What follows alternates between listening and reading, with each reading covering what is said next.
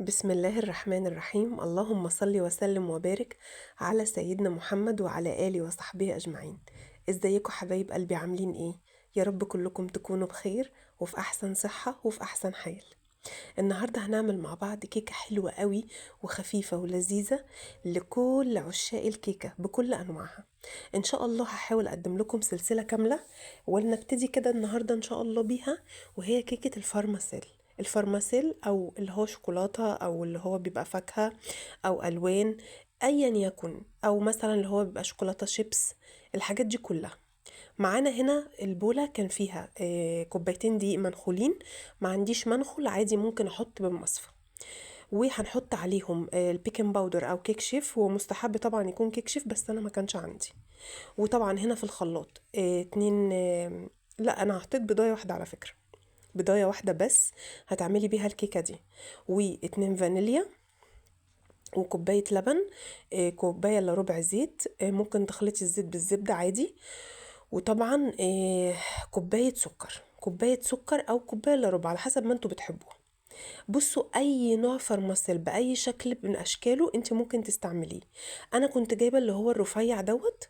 طبعا بنضرب كل المكونات اللي فاتت دي في الخلاط، وبنبتدي ان احنا ننزل الفرماسيل الاول على المواد الجافه، وطبعا رشه الملح ما تنسوش، يبقى رشة الملح وكوبايتين دقيق واللي هو الكيك شيف، وننزل الفرماسيل. انا ليه عملت الحركة دي؟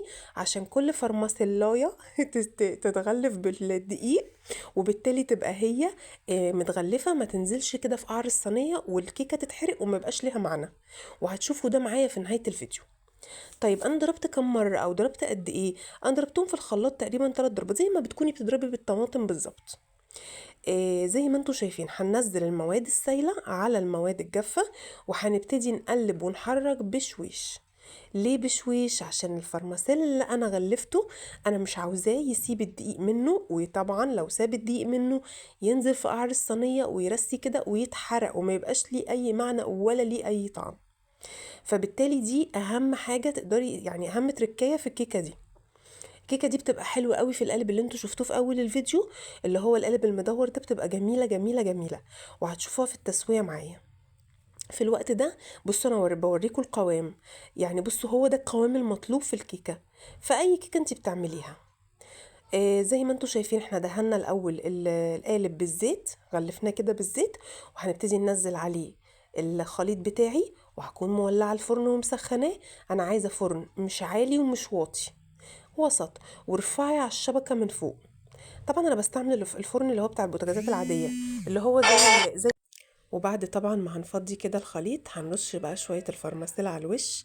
دول بقى لما يدخل في الفرن يسيحوا كده ويعملوا ميكس رهيب رهيب رهيب.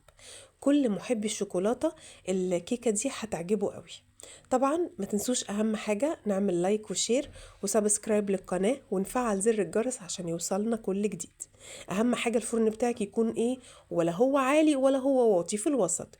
وارفعي دايما الكيكة على الشبكة من فوق، وخدي بالك ما تفتحيش الفرن خالص قبل، يعني نقوله ايه، تلت ساعة. وطبعا لو عندك لمبة في الفرن يكون احسن. بصوا دي كانت النتيجة معايا. طبعا اهم حاجة حبايب قلبي، دعوة حلوة من قلبكم ونصلي على النبي في الكومنتات. شكرا لكل الناس الحلوة اللي عندي، شكرا لكل حد بيكتب لي كومنت حلو، ولك بالمثل ولك بالمثل. ربنا يا رب يكرمكم ويرضيكم في اولادكم. ما تنسوش اهم حاجة دعمكم ليا بالاشتراك. الاشتراك ده هو الحاجة بجد اللي بتديني القوة والدفعة للامام دايما ان انا انزل لكم كل جديد.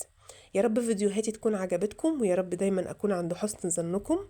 اهم حاجة حبايب قلبي ما ننساش الاشتراك. طبعا زي ما انتوا شايفين كده لازم نقلبها، بس مش هنقلبها طبعا دلوقتي، هنستنى بس تهدى وبعدين نقلبها، وبألف هنا.